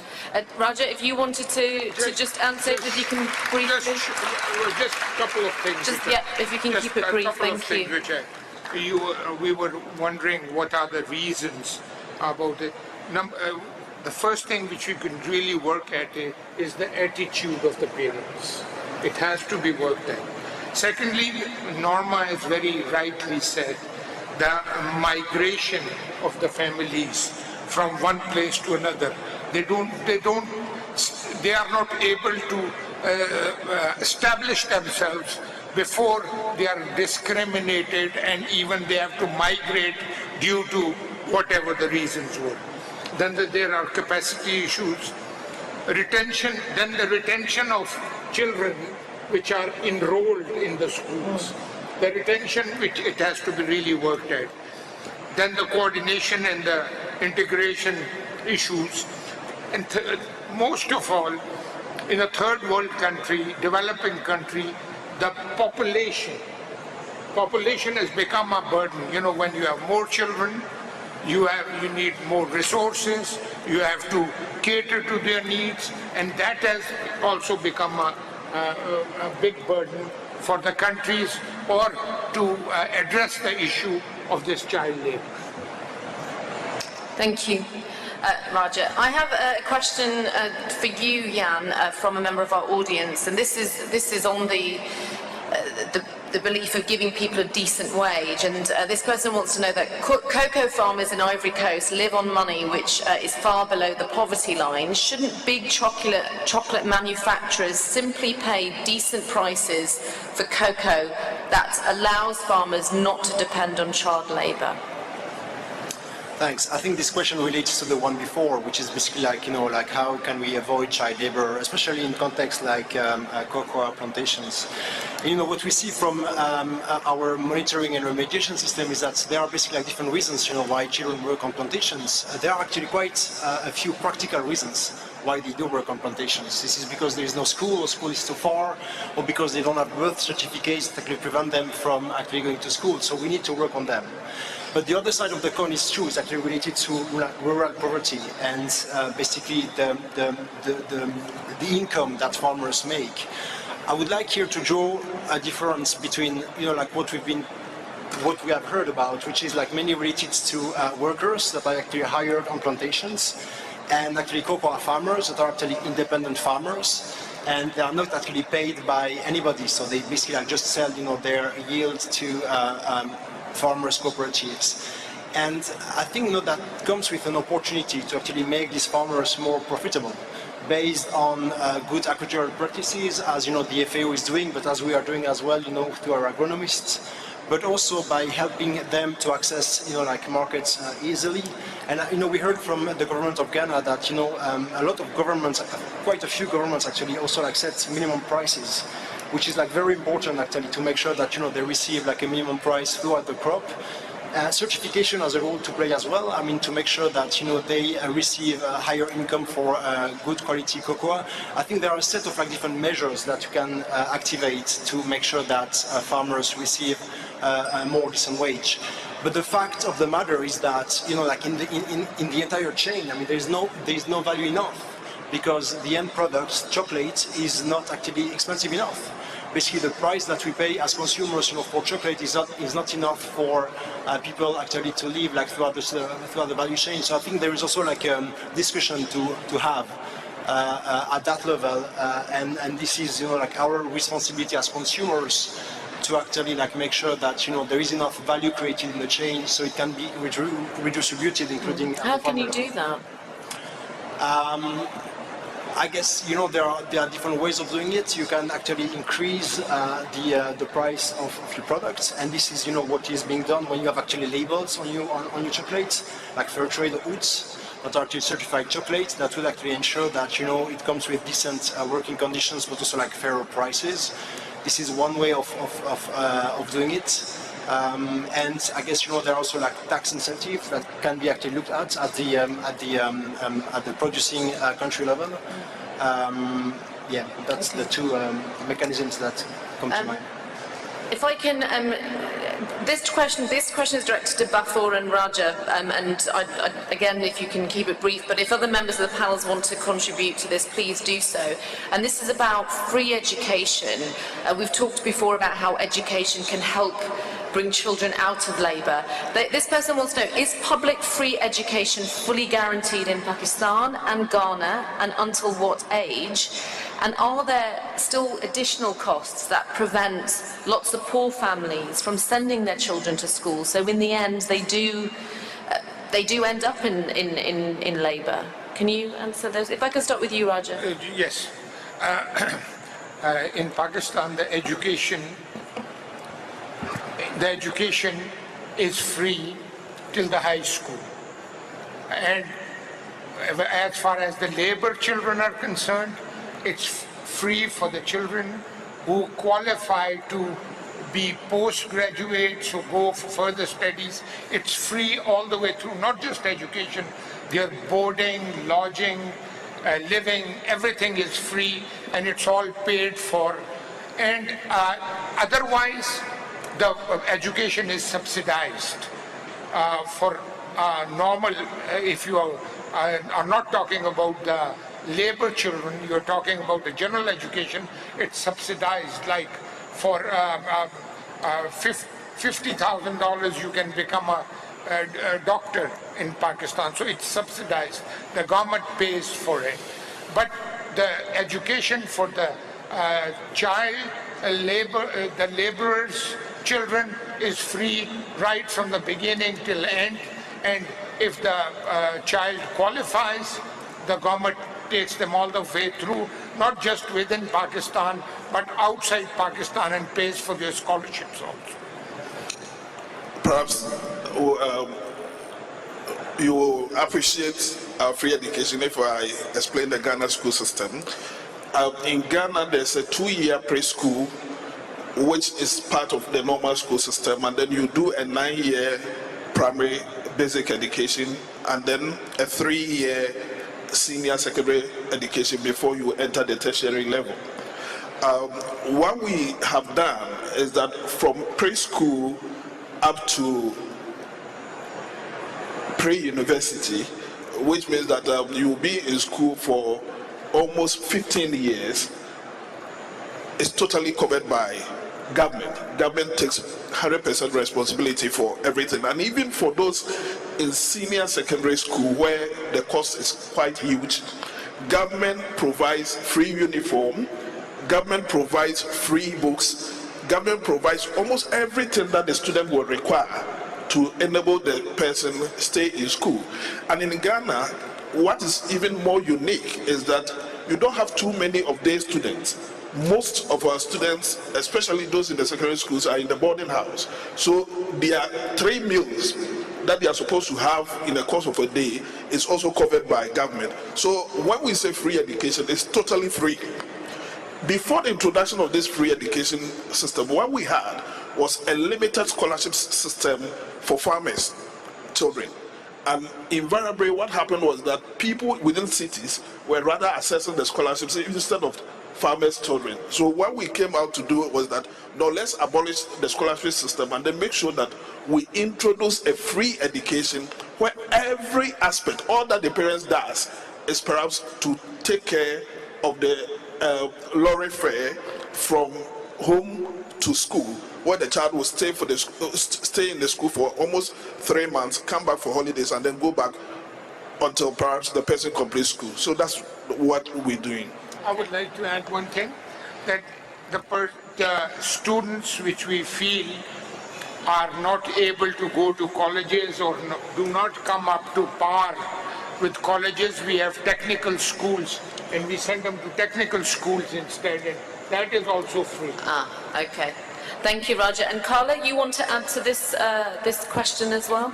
Sí, me gustaría agregar tal vez que el derecho a la educación y no es solamente el derecho a una educación libre. La importancia del derecho a la educación es contar con un derecho a la educación de calidad. Y en ese sentido, las metas de educación dentro de los objetivos de desarrollo sostenible, que en la iniciativa regional para América Latina y el Caribe libre de trabajo infantil, hemos hecho una alineación y un estudio de cómo están vinculadas con la meta 8.7 para reducción del trabajo infantil. En esa misma línea quisiera compartir en el caso de Guatemala el compromiso de las empresas del sector privado que ha sido manifiesto en la creación de la red empresarial para la prevención del trabajo infantil, los niños y las niñas a la escuela.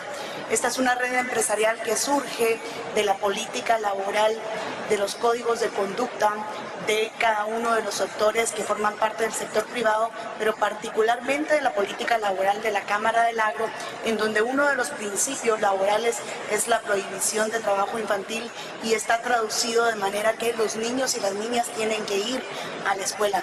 Existe un compromiso de las 12 entidades gremiales que en Guatemala forman parte de nuestra asociación, que son todas las entidades productoras de café, en el caso de Anacafé, de la Asociación de Exportadores de Café, los productores de azúcar a través de Asasua, los productores de banano, los productores de palma africana a través de Grepalma, los productores de hule, los exportadores de productos tradicionales a través de la Asociación Guatemalteca de Exportadores y otras asociaciones en el país que forman esta alianza dentro de Cámara del Agro, que se comprometen con este principio 5, pero que decidimos ir un paso más allá y dentro del plan de implementación de la política laboral, uno de los 3 ejes principales, además del cumplimiento, es la generación de condiciones sociales para la prevención de trabajo infantil. El por qué se elige como generación de condiciones sociales es precisamente partiendo de 2 realidades. La primera, que el trabajo infantil está concentrado dentro del sector informal, pero hay un compromiso del sector privado de asumir esta responsabilidad y este reto. El segundo es que no puede ser a través de un enfoque punitivo, sino que debe ser a través de un enfoque preventivo que se aborde lo que sucede en las áreas rurales, y es a través también no de sustituir la función del Estado, sino de acompañar la función del Estado. Hicimos una alianza estratégica con una ONG formada por empresarios en Guatemala, que se llama Empresarios por la Educación, y es miembro a nivel latinoamericano de la red Reduca, en donde el objetivo principal es dar seguimiento al sistema educativo del país para garantizar que 3 metas se cumplan. La primera meta es que se cumplan los 180 días de clase de manera efectiva.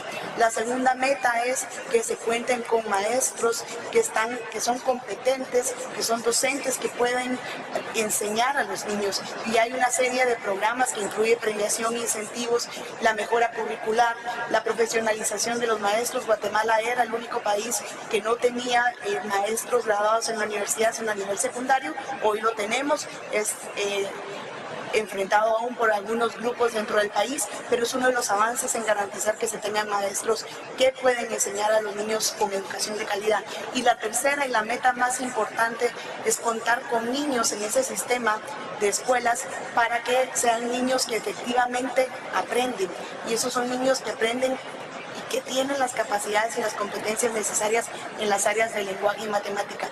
Lo que hace Empresarios por la Educación no es sustituir con escuelas, es simplemente monitorear que estas 3 metas se alcancen y fiscalizar y trabajar de manera conjunta con el Estado para alcanzar las mejoras en el sistema educativo.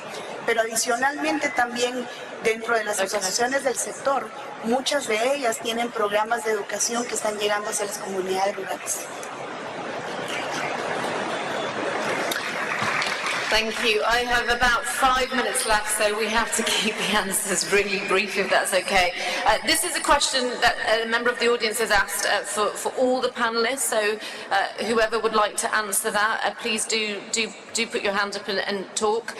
This question is, are we sufficiently involving international finance institutions in this discussion about child labour? So this is the World Bank, the IMF, African Development Bank. Do you think they see child labour elimination as a priority that should be integrated into their policies and strategies? Would anyone like to try and have a go at that question? Roger? It's a difficult question, you know, one has to be careful how you go about it, but I personally feel that more could be done. There is less coordination. I was just discussing with my colleague that in the last 2 days of our conferences and meetings, not even once I heard, which I mentioned in my speech also, not even once malnutrition was mentioned with child labor, which is a very important thing. It has to go hand in hand. And thirdly, I strongly believe that IMF, World Bank, and all the other international organizations could do more with ILO and all the other organizations who are working for the child labor. They could do more, they could fund more, and they could be more involved in this, and I'm sure we're going to get better results. Would anyone else like to add? Carla, if you can, or Andy, did you want to speak?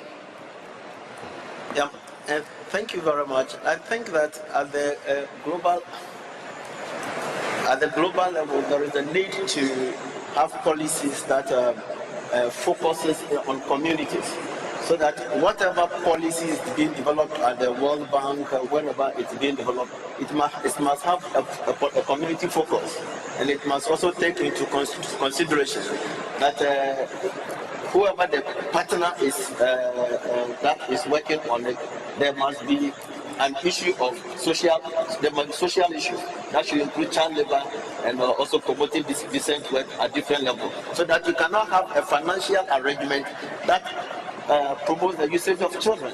You cannot have a financial arrangement anywhere that does not promote decent work. All this process should be part of the arrangement that multinational institutions, the international financial institutions, and even at the global level, there should be strict negotiation processes within the global unions and global framework agreements to cover some of this things, so that whatever happens at this level have direct implications for what happens in the rural communities. And they are not in isolation. So multinational, you mentioned, you talked earlier about some issues in terms of the cocoa prices. Let me just give a minute. I think that at whatever level we negotiate incomes and prices for farmers, there must be a certain level of transparency. There must be a certain level of negotiations at all the levels, so that a cocoa farmer knows what processes we go through to arrive at cocoa farmer price. Actually, sit down now, when you ask a cocoa farmer, how do you get the world market price for cocoa? There are things there, and I think there is a need to improve negotiations and transparency within the whole chain here. Thank you, Andy. And you have for about 2 minutes. Thank you very much. I agree that the multinational companies do have a responsibility in making sure that they integrate issues of child labor in their programs, because they have a lot of weight when it comes to getting nationals to come out with programs that will address national needs. So for instance, if a country like Ghana will want to go to IMF for facility, perhaps it should be a precondition from IMF that yes, we are going to give you this facility, but as a condition, you also make sure that you reduce incidence of child labor within your country. I want to believe that if they begin to assert themselves, then countries will begin to sit up and be responsible. So I would want to recommend that IMF and World Bank play a front role on issues of child labor. Thank you. And that's about a minute to go. Well done. Thank you to everyone for your questions. We have run out of time, but please do come up to us and speak to the panelists if you have any more questions that you would like to ask. But I'd like you to give a round of applause to our panelists, Carla Cabieros, Andy Tego, Junko Sasaki, Norma Flores Lopez, Jan Vis, Raja Ashfaq Sawar, and the Honourable Ignatius Bafor Awua. Thank you very much.